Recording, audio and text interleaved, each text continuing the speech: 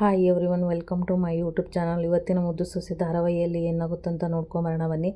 ಸಂಚಿಕೆ ಶುರುವಿನಲ್ಲಿ ವಿದ್ಯೆ ಕ್ಯಾಂಟೀನಲ್ಲಿ ಊಟಕ್ಕೆ ಅಂತ ಕುಳಿತಿರ್ಬೇಕಾದ್ರೆ ವಿದ್ಯಾ ಫ್ರೆಂಡು ಸತೀಶ್ ಅಂತ ಅಲ್ಲಿ ಬಂದ್ಬಿಟ್ಟು ಯಾವ ಜ್ಯೂಸ್ ಬೇಕು ಅಂತ ಕೇಳಿದಾಗ ಕಲ್ಲಂಗಡಿ ಒಂದು ದಾಳಿಂಬೆ ಅಂತ ಹೇಳ್ತಾರೆ. ಆಗ ವಿದ್ಯಾ ಇದ್ದಕ್ಕಿದ್ದಂಗೆ ಸತೀಶ್ಗೆ ಅಣ್ಣ ಅಂತ ಕರೆದ್ಬಿಡ್ತಾರೆ.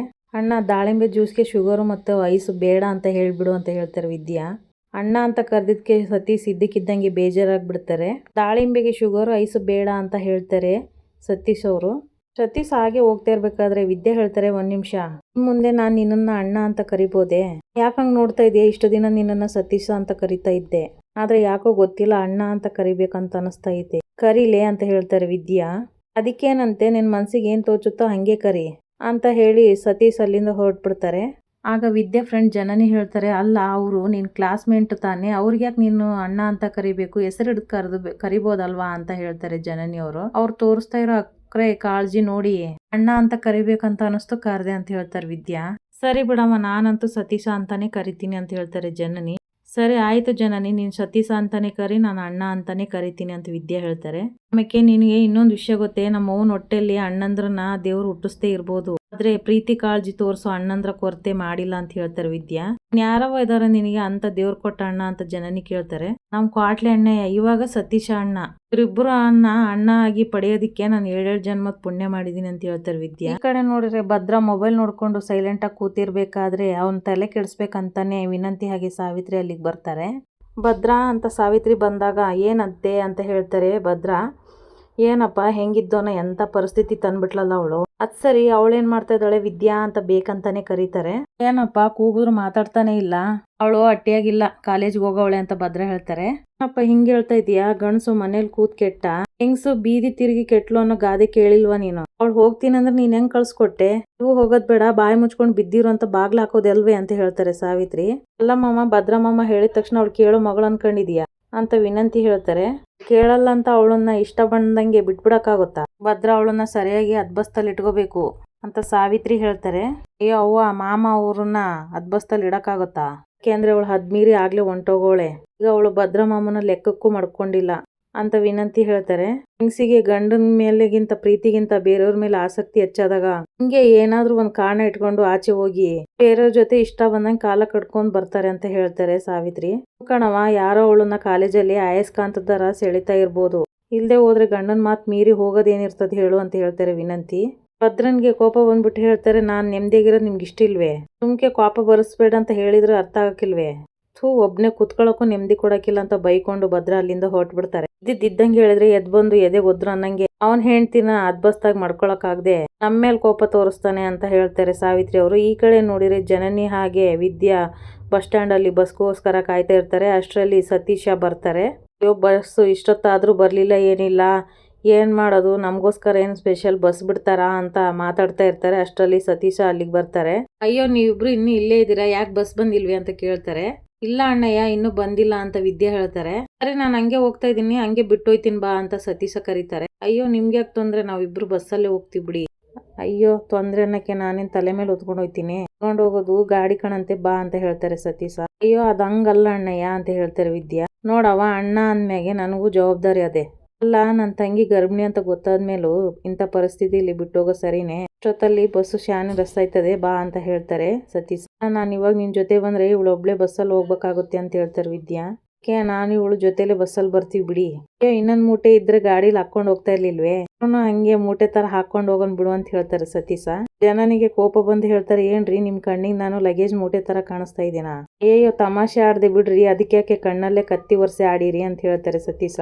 ಹೇಳಿರೋ ಮಾತಿಗೆ ಕಣ್ಣಲ್ಲಲ್ಲ ಕೈಯಲ್ಲಿ ಕತ್ತಿ ಎತ್ಕೋಬೇಕಂತ ಅನಿಸ್ತಾ ಇದೆ ಅಂತ ಜನನಿ ಹೇಳ್ತಾರೆ. ಅಂತ ದುಸ್ಸಾಹಸಕ್ಕೆ ಕೈ ಹಾಕ್ಬೇಡಿ, ಈಗ ಬಂದು ಗಾಡಿಲಿ ಕುತ್ಕೊಳ್ಳಿ ಅಂತ ಹೇಳ್ತಾರೆ ಸತೀಶ. ನಮಗೋಸ್ಕರ ಸ್ಪೆಷಲ್ ಬಸ್ ಬರುತ್ತಾ ಅಂತ ಕೇಳ್ದಲ್ಲ, ಈಗ ನೋಡು ನಮಗೋಸ್ಕರ ಸ್ಪೆಷಲ್ ಗಾಡಿ ತರಿಸಿದೀನಿ ಬಾ ಅಂತ ಜನನಿ ಹೇಳ್ತಾರೆ ವಿದ್ಯಾಗೆ. ಗಾಡಿಲಿ ಹೋಗಿ ಹತ್ತಿ ಕುತ್ಕೊಂತಾರೆ ಜನನಿ ವಿದ್ಯಾ. ಅವರಿಬ್ರು ಹತ್ತಿರೋದನ್ನ ಒಬ್ಬ ಲೇಡಿ ವಿಡಿಯೋ ಮಾಡಿ ಸಾವಿತ್ರಿಗೆ ಕಳಿಸ್ತಾರೆ. ಈ ಕಡೆ ಸುಭಾಷ್ನ ತೋರಿಸ್ತಾರೆ. ಸುಭಾಷ್ ಈಶ್ವರಿಗೆ ಕಾಲ್ ಮಾಡ್ತಾರೆ. ಏನಂತ ಹೇಳೋಣಮ್ಮ, ಇಲ್ಲಿ ಕೈಯಲ್ಲಿ ಖರ್ಚಿಗೂ ಬಿಡಿಗಾಸಿಲ್ಲ, ಇಲ್ಲ ಎಲ್ಲಾರ ಹೋಗಿ ಕೆರೆನೋ ಬಾವಿನ ನೋಡ್ಕೋಬೇಕಂತ ಹೇಳೋಣ ಅಂತ ಹೇಳ್ತಾರೆ ಸುಭಾಷ. ನನ್ನನ್ನ ಏನ್ ಮಾಡುವಂತೀಯ, ಏನೇನೋ ಮಾಡಿ ಆ ಶಿವರಾಮೇಗೌಡನ ಮರ್ವಾದೆ ಕಳಿಬೇಕಂತ ನೋಡ್ದೆ, ಅದು ಆಗ್ಲಿಲ್ವೇ? ಒಂದ್ ಕಡೆ ಇದಾದ್ರೆ ಇನ್ನೊಂದ್ ಕಡೆ ಇನ್ನೊಂದ್ ತಲೆನೋವು. ಅಪ್ಪಗೆ ಅಧಿಕಾರ ಕೊಟ್ಟವ್ರೆ. ಆ ಮನುಷ್ಯನ್ಗೂ ಮಕ್ಕಳು ಹೆಂಡತಿ ಅನ್ನೋ ಕನಿಕರನೂ ಇಲ್ಲ. ಪರಿಸ್ಥಿತಿ ಹಿಂಗಿರ್ಬೇಕಾದ್ರೆ ದುಡ್ಡು ದುಡ್ಡು ಅಂತ ಅಂದ್ರೆ ಹೆಂಗ್ಲ ನಾನು ಅಂತ ಈಶ್ವರಿ ಹೇಳ್ತಾರೆ. ನಾನೇನು ಶೋಕಿ ಮಾಡೋದಕ್ಕೆ ದುಡ್ಡು ಕೇಳ್ತಾ ಇದ್ದೀನಿ ಅಂತ ಸುಭಾಷ್ ಕೇಳ್ತಾರೆ. ಏನೋ ಖರ್ಚಿಗೆ ಕೇಳ್ತಾ ಇದ್ದೀನಿ ಅದೇನೋ ನಂಜೇಗೌಡ್ರ ಮನೆ ಮಾವನ ಮನೇಲಿ ಇದ್ದೀನಿ, ನನ್ ಭಾಳ ಬೆಚ್ಚಗಾಯ್ತು. ಇಲ್ಲ ಅಂದ್ರೆ ನಾನೇನೋ ರೂಮ್ ಮಾಡ್ಕೋಬೇಕು ಅನ್ಕೊಂಡಿದ್ದಿದ್ರೆ ನನ್ನ ಕತೆ ಏನಾಗಿರ್ತಾ ಇತ್ತು ಹೇಳು ಅಂತ ಹೇಳ್ತಾರೆ ಸುಭಾಷ್. ಎಲ್ಲಿದ್ದೀನಿ ಅಂತ ಹೇಳ್ದೆ ಹೇಳು ಅಂತ ಈಶ್ವರಿ ಮತ್ತೊಂದ್ಸಲ ಕೇಳಿದಾಗ ಸುಭಾಷ್ ಹೇಳ್ತಾರೆ, ಅದೇ ಕಣಮ್ಮ ನಮ್ಮ ನಂಜೇಗೌಡ್ರು ಇದಾರಲ್ಲ ಮಾವನ ಮನೇಲಿ ಅಲ್ಲಿದ್ದೀನಿ ಅಂತ ಹೇಳ್ತಾರೆ. ಸುಭಾಷ ಏನಾದ್ರೂ ಒಂದ್ ಕತೆ ಮಾಡಿರತ್ತು, ಸದ್ಯಕ್ಕೆ ನೀನ್ ಎಲ್ಲೂ ಹೋಗ್ಬೇಡ ಅಲ್ಲೇ ಇರು. ಯಾಕಮ್ಮ ಅಂತ ಸುಭಾಷ್ ಕೇಳ್ತಾರೆ. ಯಾಕೆ ಏನು ಅಂತವ ನಾನು ಟೈಮ್ ಬಂದಾಗ ಹೇಳ್ತೀನಿ, ಅಲ್ಲಿ ಗಂಟ ನೀನ್ ಅಲ್ಲೇ ಇರ್ಬೇಕು ಅಂತ ಹೇಳ್ತಾರೆ ಈಶ್ವರಿ. ಫೋನ್ ಕಟ್ ಮಾಡಿದ ತಕ್ಷಣ ಈಶ್ವರಿ ಹೇಳ್ತಾರೆ, ಪರವಾಗಿಲ್ಲ ಕಣ್ಲ ಸುಭಾಷ, ಒಳ್ಳೆ ಜಾಗಾನೇ ಹಿಡಿದಿದ್ಯಾ, ನಾನು ನನ್ನ ಅನುಕೂಲಕ್ಕೆ ಬಳಸ್ಕೋಬೇಕು ಅಂತ ಮಾತಾಡ್ಕೋತಾರೆ ಈಶ್ವರಿ. ಗಾಡಿಲಿ ಬರ್ತಿರೋ ಜನನಿ ಹೇಳ್ತಾರೆ ಸತೀಶನ್ಗೆ ನನಗೆ ಇಲ್ಲೇ ಇಳಿಸಿ ಅಂತ. ಆಗ ಯಾಕೆ ಇಲ್ಲಿ ಇಳಿತಾ ಇದ್ರೆ, ನೀವು ಸಬ್ಬನಹಳ್ಳಿ ತಾನೆ ಅಂತ ಹೇಳಿದಾಗ, ಇಲ್ಲ ನಾನು ಇಲ್ಲಿ ಚಿಕ್ಕಮ್ಮರ ಮನೆಗೆ ಹೋಗ್ಬೇಕು ಅಂತ ಹೇಳ್ತಾರೆ ಜನನಿ. ನಾನು ಇಳ್ದಿದ ತಕ್ಷಣ ಥ್ಯಾಂಕ್ಸ್ ಅಂತ ಹೇಳಿದಾಗ, ನಾಳೆಗೆ ನೀವು ಇಲ್ಲಿಗೆ ಬರ್ತೀರೋ ನಿಮ್ಮ ಊರಲ್ಲೋ ಅಂತ ಸತೀಶ್ ಕೇಳ್ತಾರೆ. ಸರಿ ವಿದ್ಯಾ ನೀನು ಹತ್ಕೋ ಅಂತ ಸತೀಶ್ ಕೇಳಿದಾಗ, ಪರವಾಗಿಲ್ಲ ಅಣ್ಣ ನೀವು ಹೋಗಿ, ಬಸ್ಸು ಇಲ್ಲ ಆಟೋನಲ್ಲೂ ಹೋಗ್ತೀನಿ ಅಂತ ಹೇಳ್ತಾರೆ ವಿದ್ಯಾ. ನಾನು ನಿಮ್ಮೂರ ಮೇಲೆ ಹೋಗೋದ್ ಕಣ ಬಾ, ಬೇರೆ ಗಾಡಿ ಕಾಯ್ಕೊಂಡು ಯಾಕೆ ಸುಮ್ಮನೆ ನಿಂತ್ಕೋತೀಯಾ, ಹಾಗಿದ್ರು ಒಂದ್ ಲಗೇಜ್ ಮೂಟೆ ಖಾಲಿ ಆಗಿದೆ. ನಾನು ಕೋಪ ಮಾಡ್ಕೊಂಡದ್ದನ್ನ ನೋಡಿ ಅಯ್ಯೋ ರೀ ತಮಾಷೆ ಮಾಡಿದೆ ಅಂತ ಸತೀಶ್ ಹೇಳಿದಾಗ, ಹ್ಞೂ ವಿದ್ಯಾ ನೀನು ಹೋಗು, ಯಾಕೆ ಬೇರೆ ಗಾಡಿ ಕಾಯ್ಕೊಂಡು ನಿಂತ್ಕೊಂತೀಯಾ ಅಂತ ಹೇಳ್ತಾರೆ ಜನನಿ.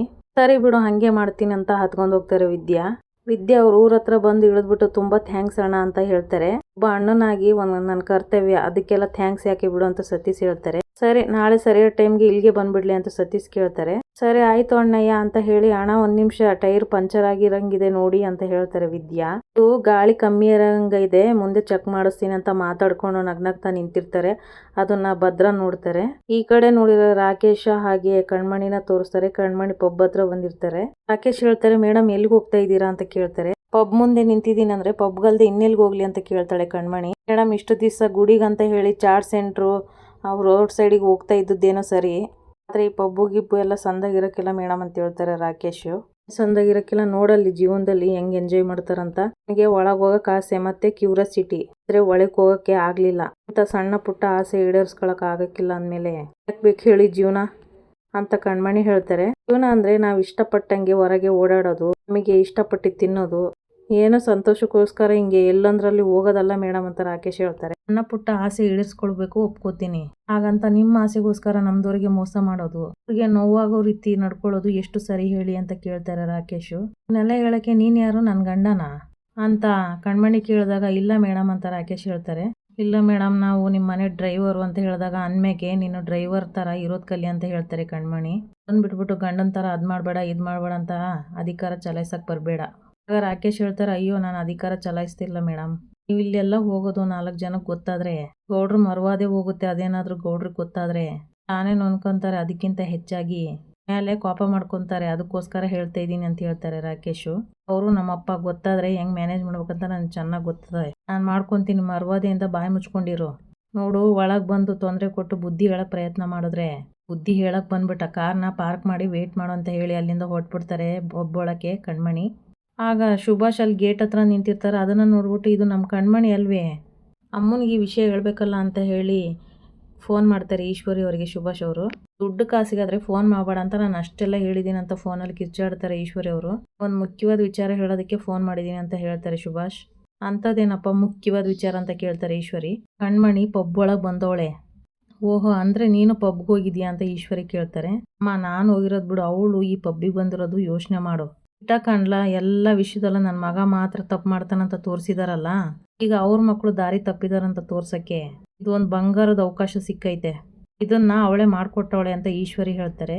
ಆಗ ಸುಭಾಷ್ ಹೇಳ್ತಾರೆ, ನೀನ್ ಹೇಳ್ತಾ ಇರೋದು ಸರಿ ಕಣವ, ಆದ್ರೆ ಅದ್ ಹೆಂಗೆ ಅಂತ ಕೇಳ್ತಾರೆ.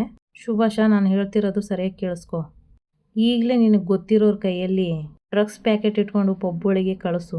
ಆಗ ಸುಭಾಷ್ ಹೇಳ್ತಾರೆ, ಅಲ್ಲಮ್ಮ ಅವ್ರೇನಾದ್ರೂ ಸಿಕ್ಬಿದ್ರೆ ಬೀಳ್ಲಿ ಅಂತಾನೆ ಹೇಳ್ತಾ ಇರೋದಂತ ಈಶ್ವರಿ ಹೇಳ್ತಾರೆ. ಆಚೆ ಕರ್ಕೊಂಬರಕ್ಕೆ ನಾನು ಬೇಲ್ ವ್ಯವಸ್ಥೆ ಮಾಡ್ತೀನಂತ ಹೇಳ್ಬಿಟ್ಟು ಕಳಿಸ್ಬಿಡು ಅಂತ ಹೇಳ್ತಾರೆ ಈಶ್ವರಿ. ಸರಿ ಕಳಿಸ್ಬಿಟ್ಟು ಮುಂದೇನು ಮಾಡ್ಬೇಕಂತ ಸುಭಾಷ್ ಕೇಳಿದಾಗ ಈಶ್ವರಿ ಹೇಳ್ತಾರೆ, ನ್ಯೂಸ್ ಚಾನಲಲ್ಲಿ ನಿಮ್ಮ ಫ್ರೆಂಡ್ ಕೆಲಸ ಮಾಡ್ತು ಅಂತಾನೆ, ಪಬ್ಬಲ್ಲಿ ಡ್ರಗ್ಸ್ ಪಾರ್ಟಿ ನಡೀತಾ ಇದೆ ಅಂತ ಹೇಳು, ನ್ಯೂಸಲ್ಲಿ ಹೆಡ್ಲೈನ್ ಆಗಿ ಬರ್ಬೇಕಂತಾನು ಹೇಳು ಅಂತ ಹೇಳ್ತಾರೆ. ನಾನು ಪೊಲೀಸ್ನವರಿಗೆ ಫೋನ್ ಮಾಡಿಬಿಟ್ಟು ರೈಡ್ ಮಾಡ್ಸೋಕ್ಕೆ ಏನೆಲ್ಲ ಬೇಕೋ ಆ ವ್ಯವಸ್ಥೆ ನಾನು ಮಾಡ್ತೀನಿ ಅಂತ ಹೇಳ್ತಾರೆ ಈಶ್ವರಿ. ಆಮೇಲೆ ಅದೇನೇನು ಆಗಬೇಕು ತಾನಾಗೆ ಆಗುತ್ತೆ. ಸೂಪರ್ ಅಮ್ಮ, ನಾನು ಇವಾಗಲೇ ಆ ಕೆಲಸ ಮಾಡ್ತೀನಿ ಅಂತ ಹೇಳಿ ಸುಭಾಷ್ ಫೋನ್ನ ಕಟ್ ಮಾಡ್ತಾರೆ. ಆಗ ಈಶ್ವರಿ ಮಾತಾಡ್ಕೊತಾರೆ, ಲೇ ಶಿವರಾಮೇಗೌಡ, ಚಕ್ರವ್ಯೂಹದಿಂದ ನೀನು ತಪ್ಪಿಸ್ಕೊಳಕ್ ಸಾಧ್ಯನೇ ಇಲ್ಲ ಅಂತ ಮಾತಾಡ್ಕೊತಾರೆ ಈಶ್ವರಿ. ಈ ಕಡೆ ನೋಡಿದ್ರೆ ವಿದ್ಯಾ ಓದ್ಕೊಂಡು ಕೂತಿರ್ಬೇಕಾದ್ರೆ ಅಲ್ಲಿಗೆ ಎಣ್ಣೆನ ತೊಗೊಂಡ್ಬಿಟ್ಟು ಭದ್ರ ಅವ್ರು ಬಂದು ಕೂತ್ಕೋತಾರೆ. ವಿದ್ಯೆ ಎದುರಿಗೆ ಕುತ್ಕೊಂಡು ಕುಡಿಯೋಕ್ಕೆ ಲೋಟಕ್ಕೆ ಎಣ್ಣೆನ ಹಾಕೋತಾರೆ ಭದ್ರ. ವಿದ್ಯೆ ಮನ್ಸೊಳಗೆ ಅನ್ಕೊಂತಾರೆ, ಅಯ್ಯೋ ದೇವ್ರೆ, ಇವ್ರೇನಪ್ಪ ಇವರು ಹಟ್ಟಿ ಒಳಗೆ ಕುತ್ಕೊಂಡು ಕುಡಿತವ್ರಲ್ಲ, ನಾನು ಏನು ಮಾಡಲಿ ಅನ್ಕೋತಾರೆ.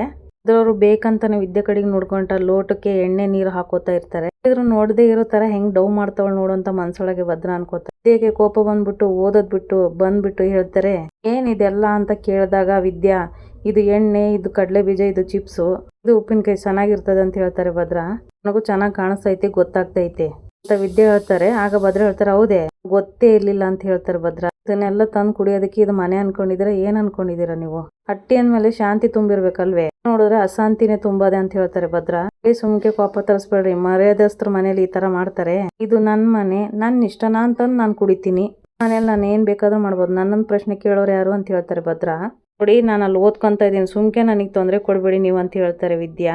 ನಾವೇನ್ ಓದಿ ದಬ್ಬಾಗ್ತಾ ಇದೀರ ಅಂತ ನಂಗೆ ಗೊತ್ತಿಲ್ಲ ಅನ್ಕೊಂಡಿದಿರು ಅಂತ ಭದ್ರ ಹೇಳ್ತಾರೆ.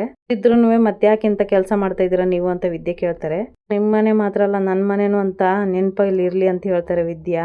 ಯಾಕೆ ನಿನಗಿಷ್ಟ ಬಂದಾಗ ನೀನಿರು, ನನಗಿಷ್ಟ ಬಂದಾಗ ನಾನಿರ್ತೀನಿ ಅಂತ ಭದ್ರ ಹೇಳ್ತಾರೆ. ಏನೇನೋ ಮಾತಾಡ್ಬೇಡಿ, ಮನೆಯೊಳಗೆ ಹಿಂಗೆಲ್ಲ ಮಾಡ್ತಾರಾ, ನಾನು ಮಾಡ್ತೀನಿ, ನನ್ನ ಹಟ್ಟಿ ನನ್ನ ಇಷ್ಟ ಅಂತ ಹೇಳ್ತಾರೆ. ಇಲ್ಲಿಗೆ ಈ ಸಂಚಿಕೆ ಮುಗಿಯುತ್ತೆ. ವಿಡಿಯೋ ನೋಡಿದ್ದಕ್ಕಾಗಿ ಧನ್ಯವಾದಗಳು.